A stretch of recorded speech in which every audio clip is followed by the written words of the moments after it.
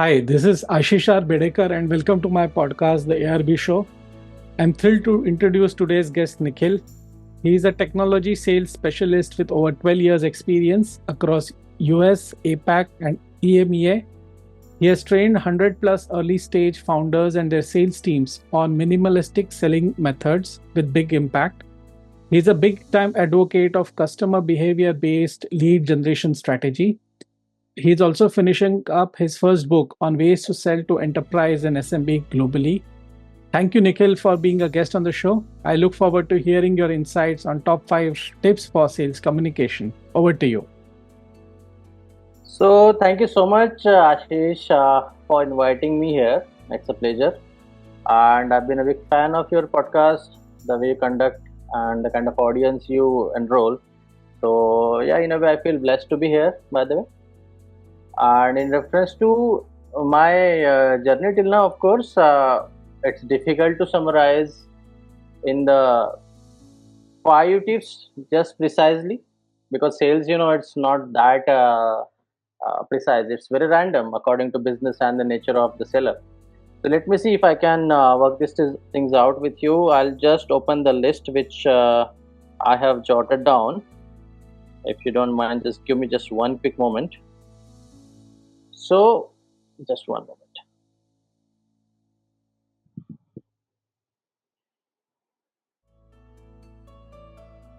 See, the first thing I personally advocate is always address people's personal needs before you address their professional needs. Why?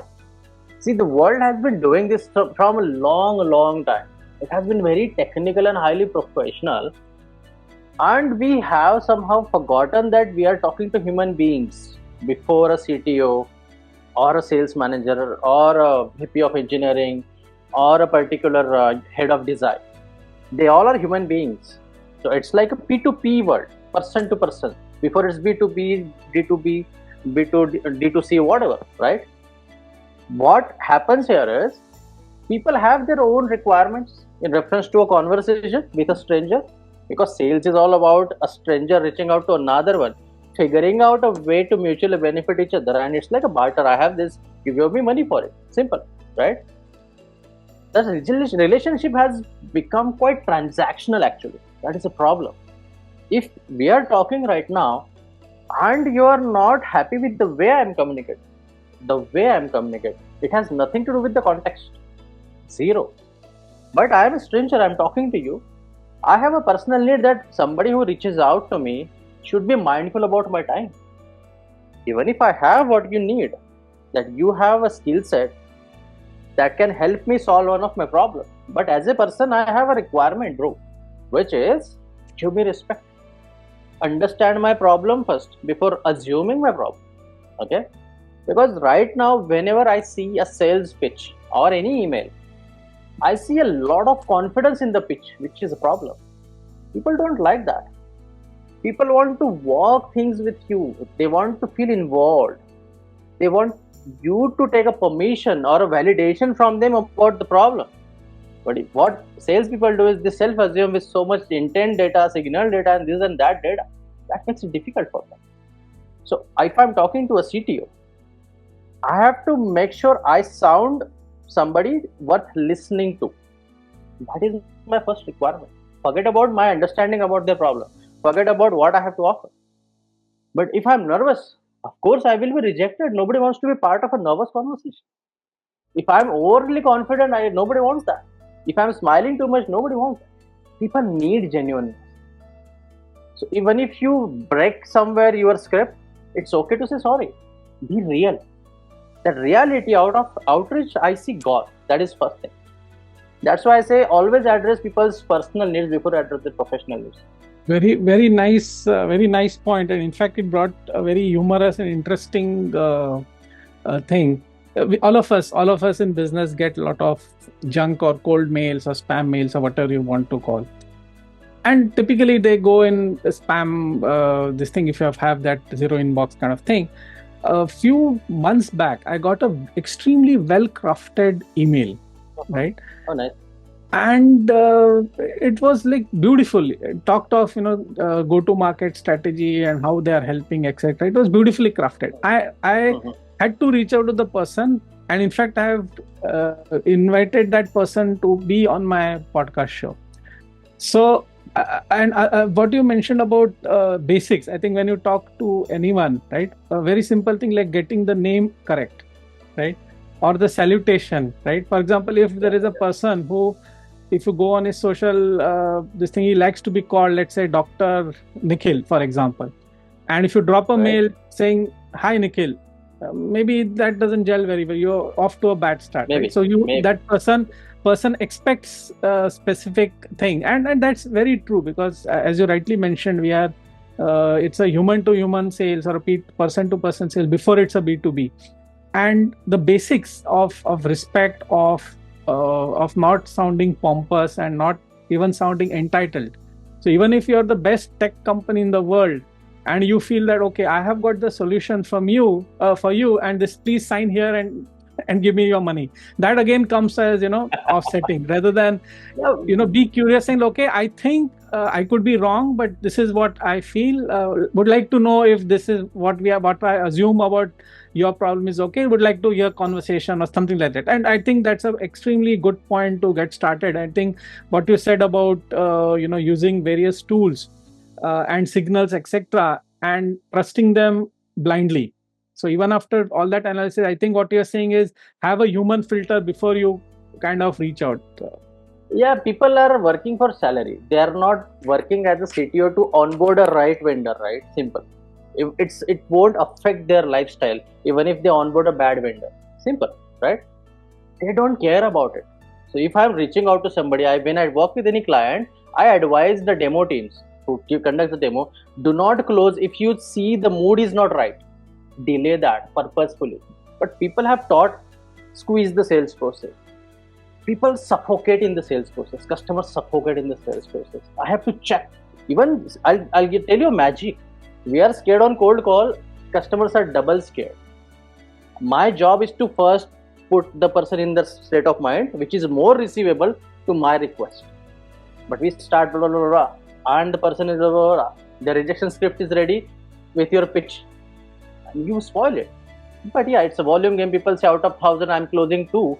It's a good success, but I see a lot of efforts are wasted. There are so many shortcuts people are not exploring, and because they're following a particular script which work for XYZ person with XYZ mindset for a different technology for a different company with a different CTO. So many variables, still people copy. Right. Reinvent your own, right? There's some certain things I have in my this. In fact, on that same point, it's something similar to like a comfort zone, right? Both the buyer and the seller has to be in that comfort zone, and I think your pitch or your communication should also reflect that, right? And it should be in sync with the customer's brand and your brand. In fact, someone told me very recently, and it kind of struck a very nice chord. He said that great brands who also have a great retail strategy, right? So when you walk into that brand, for example, when you walk into a Apple store, Apple owned store, it is very, very consonant with the Apple philosophy, right? It's you are comfortable. There's no one will immediately come to you for closing a sale, right? You explore, and there's someone who's just very close to you, but if you can ask for someone to close, there no one in a rush to sale, right? Contrast that with maybe a high velocity kind of a sales thing where you go into that and immediately you're kind of accosted by a salesperson who wants you to buy something very fast, and then so you can answer the next question. So I think what you said is a very, very relevant point. Glad to know that. Glad to know. Something on the similar line, the second tip, which is, okay, this is something I have a tagline of my own. The first one is always address people's personal needs before you address their professional needs. And second one is this: the best way to get somebody's attention is to talk about them, and the worst way to get somebody's attention is to talk about yourself. So this is what is primarily happening.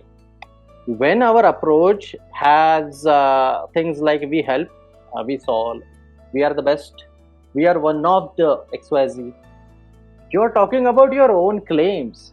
The verbal claims have left the market long time, decades back. Nobody trusts it. I have seen many founders are creating videos and talking about customer centricity and transparency are our core pillars. Nobody trusts you. Why are you doing it?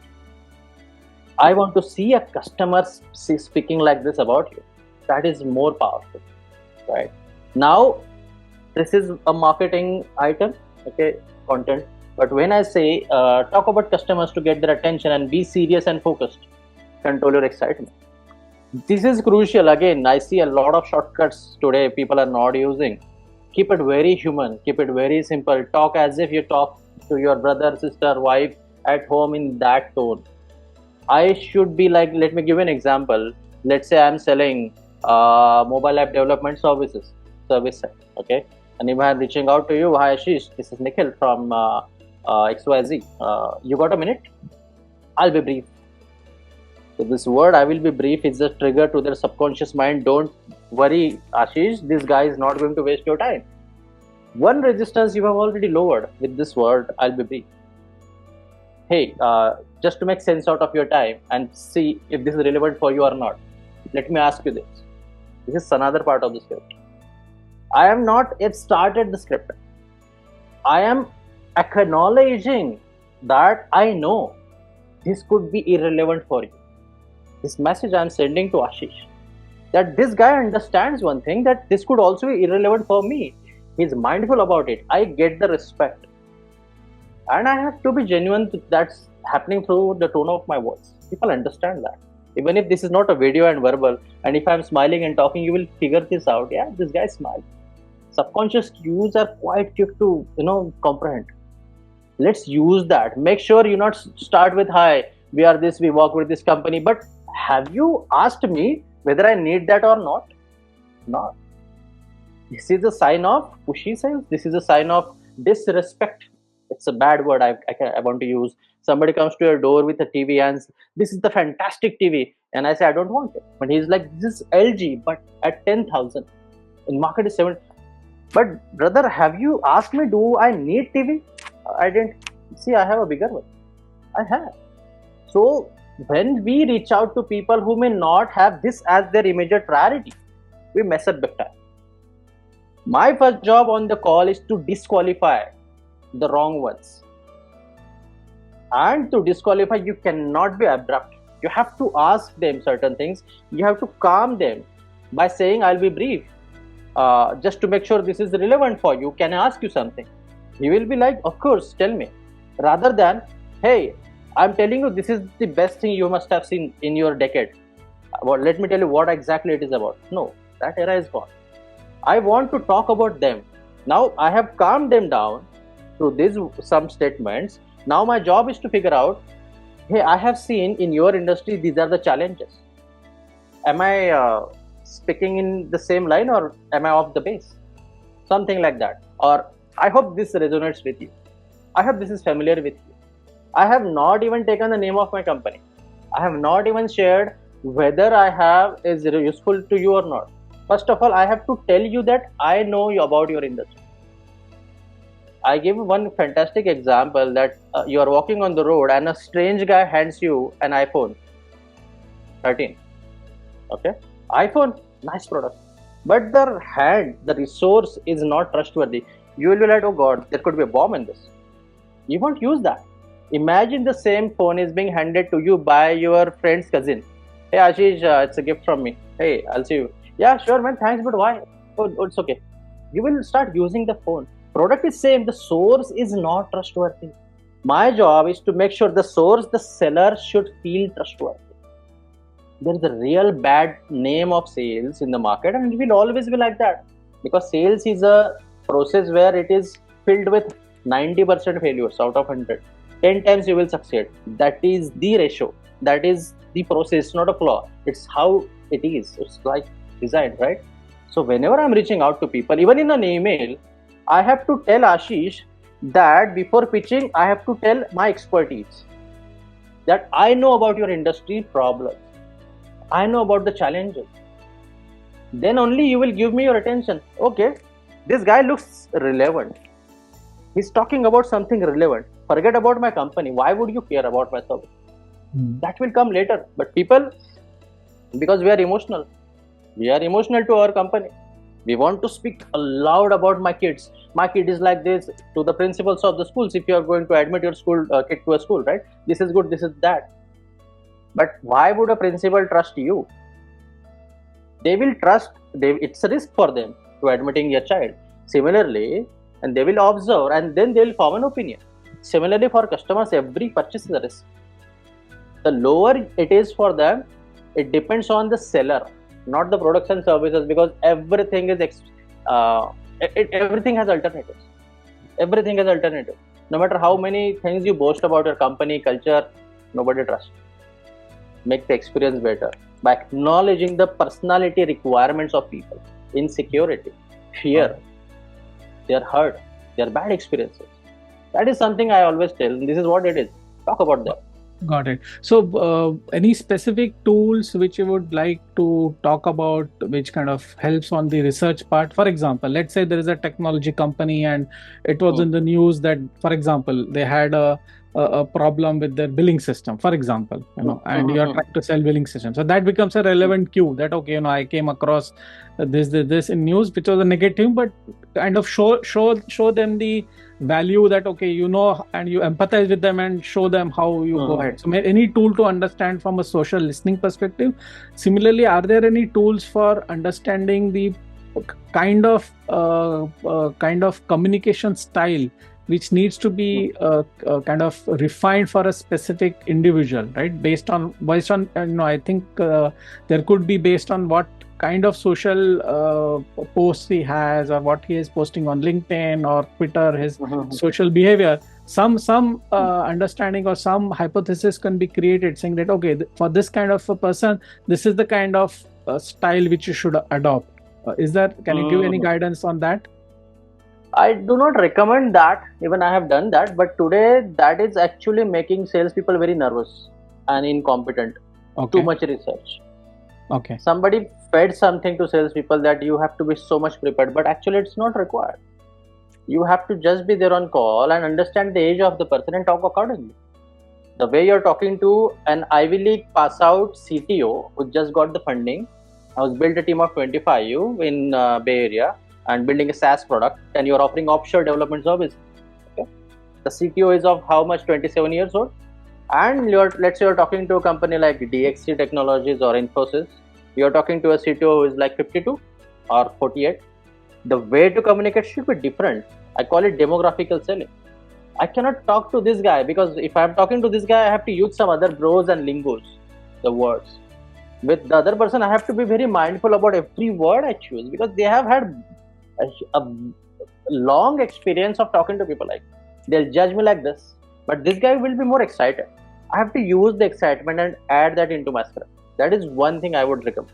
Secondly, about tools you are saying, I would not recommend anything other than LinkedIn. Today, the problem is the technical CXOs are not found on LinkedIn spending their time because they have lost the faith in LinkedIn in reference to technological because it's not there. I have tried that with many of my customers in technology domains where the buyer is VP engineer. I have not found these people. LinkedIn is flooded with salespeople, founders, and marketers. That's it. Even a CTO is not active on LinkedIn doesn't mean he's not somebody who is active on his day-to-day lifestyle in office. So you might form a bad opinion and will not reach out. Rather, I would say figure out the relevances, the position level relevance, CTO level relevance, okay, the industry level relevance. What problems a CTO is having today? One, relevance, title level. Second is what problem finance industry is having today? Industry level relevance. Third is geographical relevance. What problem is happening in, let's say, US for these companies? If you have all three, you have actually built a good research. You just go ahead with that and have it in the behind side. Use it whenever the customer is looking out for it. That's it. Got it. Great. I think the first 2 points are exciting. So look forward to what other tips you have got in your bag. The last one is actually pretty good. It's about pricing objections. I'll come to that. The world is suffering with it a lot, I see. Third one is observe and improvise during demo. See, now let's say this is a demo and I see you are stepping behind. It's a sign for me to stop doing what I'm doing. Hey, Ashish, what happened? Do I have your attention still now, or need a break or something? I have to break the pattern which just started building, which is a not interest, disinterest, lack of interest. Something happened, and I'm explaining things about my product, and Ashish is like, He's not involved. Simple. But salespeople are starting demos to finish it because they are not trained. They are scared. It's not their fault. The world is so improvise according to your observation. I would rather have a lot of mock demos done inside so that giving demo becomes an automatic behavior and they don't have to think about it. Rather, they can use the time to observe Ashish. What is happening? Oh, he's interested. But don't get excited. Use that in the end when there comes a pricing objection. No doubt. What in that feature is exciting to Ashish? This cues will help me figure out, even if let's say Ashish is going to trial after this. I have certain things. Hey, I saw that Ashish was interested in the inventory feature. So in trial, the trial team will focus on that part more. The more relevant the sales process is for a buyer, the less resistance they give you on price. That is the logic. Got it. And also what you said is, similar to what people talk about communication, that even if your verbal communication is important, your non-verbal or body language is also important when you talk to on a person in this thing. So similarly on video, of course, it's important, but when you're talking on audio, you need to listen for audio clues, right? For example, let's say you have caught him at a bad time and there's background noise, etc., or he's in the car, he's in a hurry to get, so maybe his attention span is less. Or if, for example, things like that, one has to really work it out. There's no common, simple answer for that. So yeah, so that's great. So observing and improvising. One thing. Let's say it's a cold call, and I'm calling Ashish, and Ashish picks up, and Ashish is like, "Hi, is this Ashish?" And Ashish say yes. He says yes twice in a different tones. One is yes, it's a good yes. But if Ashish says yes, I should get a clue his guy is busy. Yes. Understand, when people are busy, the way they sound, if you know that, you will know this is not the right time. Maybe it's the time to ask, hey, is it good time by the way? I know it's not a good time. I know he'll give me a good time after that. Hey, is it good time by the way? I just want to make sure. I think you are busy. Yeah, Nikhil, I'm busy. Can you call me after 1 hour? Sure. After 1 hour, if I pitch, maybe I'll land a meeting with her. But not right now. This is observe and improvise. Forget about script. Forget about what your manager will tell you. Tolerate him for just 1 hour. Land the meeting after that 1 hour.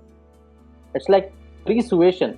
Create a state of mind which is more receivable for, or which is more soothing for your request to get accepted. Simple. The fourth one is follow up his customer's secret demand. We all want to be charmed. We all want. It is human need. We all want to be followed up before we give in everything. Because, see, again, one thing I shared, that people are working for salaries, of course, but still they have a need for respect. Whatever is happening to the person on the floor in the company, you are not sure about it. Maybe he's not happy, or whether he's happy or not, whatever. Still, people need respect. They won't give in easily. They see you are sending one email and they are like this. Then you send another email, they are like, nice. I will reply after the third one. They are waiting for the third one. They like to be followed up because that gives a sense of I am important to somebody. Especially to a stranger, I am important. Forget about my close ones. Create a room for follow-up, especially after a demo. I figure out there are 4 stages in a sales cycle: lead generation, demo presentation, and before closing there is stage of interest.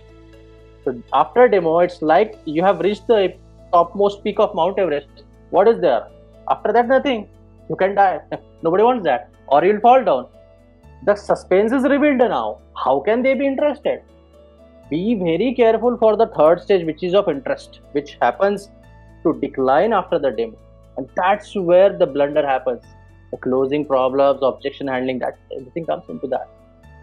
I want to focus on that part through a smart follow-up strategy, which has to do with some kind of relevance, not too muchness of it. And I would rather use a verbal medium than emails.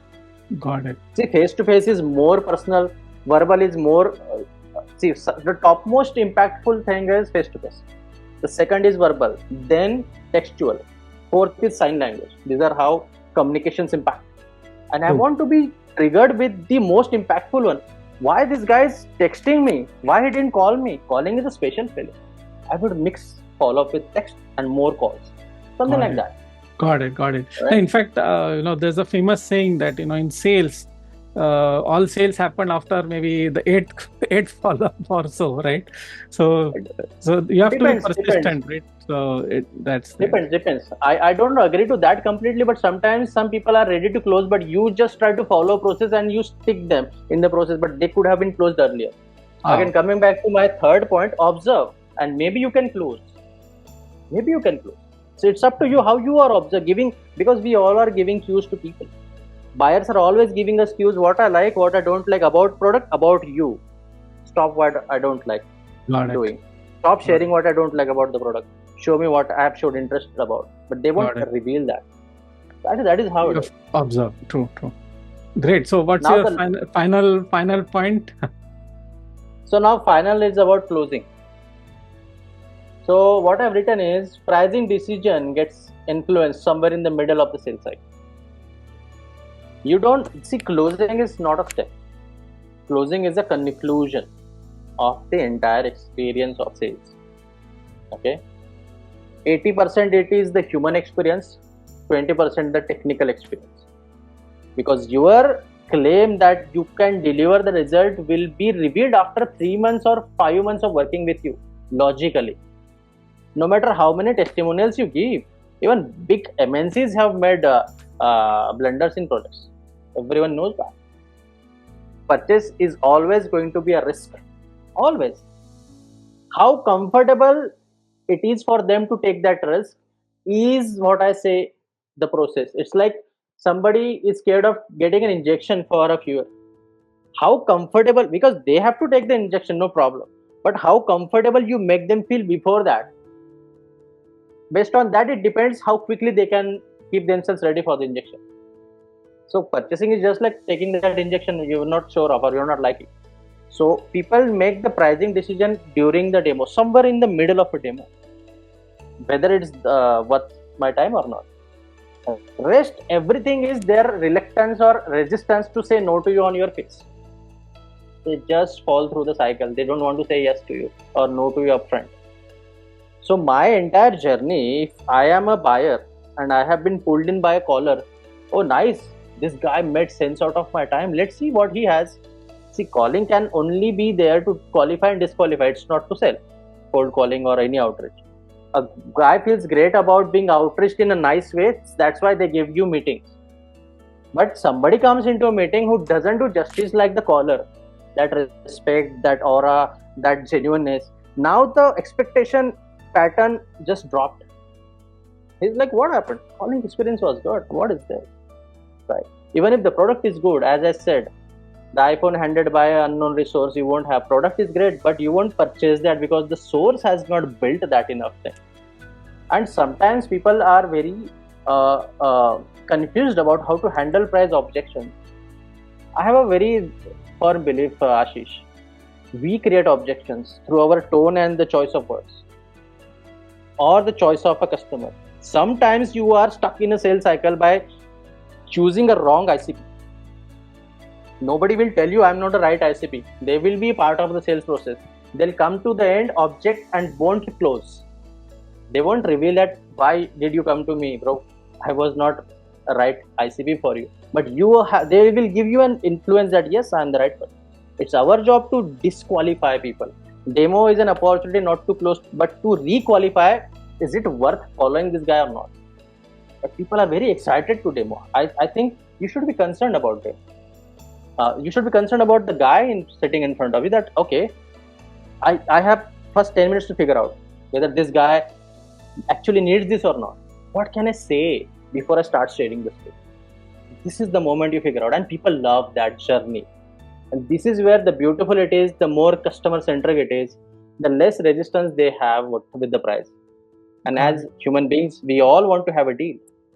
So somehow they would like to go ahead, but sometimes you are like, maybe the price is too high. Yes, sir, this product is very pricey. Shh, don't say anything else. Yes, sir, this is pricey. You don't have to handle objections sometimes. Some objections are flaws of the process, imperfections. You cannot remove it. And customers see you are handling an objection which cannot be practically handled. They laugh internally. But somebody taught us to handle everything. I said, don't handle certain objections. Yeah, this is a pricey product. I understand. And keep quiet. Let them figure things out. Got it. That's again, everything comes down to the third point, which is observe and improvise. Got it. Same thing. Excellent. That's how it is, man. Great. Thanks, Nikhil. This gives a great perspective. And thank you, dear listeners, for tuning in. Do subscribe, share, and like this podcast. Consider giving it a 5-star rating if you like the content. Bye for now. Talk to you soon.